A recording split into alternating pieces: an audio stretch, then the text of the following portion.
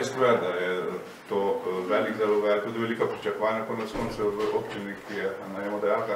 Kako ste se odločili za to poti, da skušate to spet oživiti in kakšni so vaši načrti?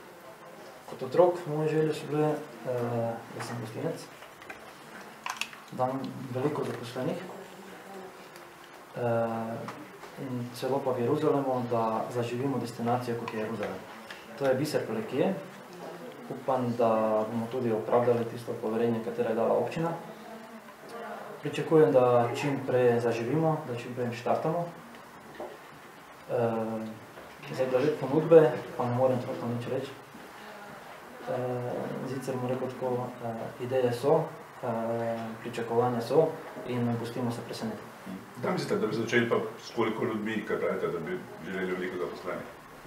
Za taki dvorec rabim minimalno 12 ljudi, če ćemo normalno, kvalitetno obratovati.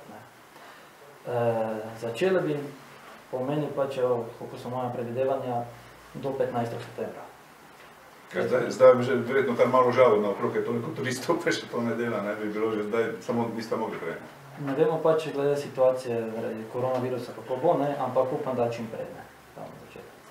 Če gledamo potem, kako uspešni ste v taverni, ne bi smelo biti problemov? Jaz upam, da ne bo problemov, ja.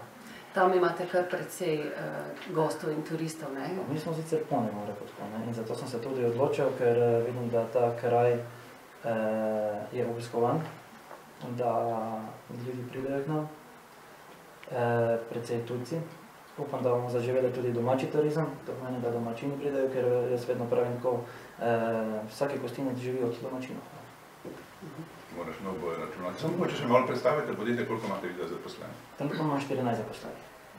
Potem bi tu bilo pa še 12? Tu pa še 12, ja.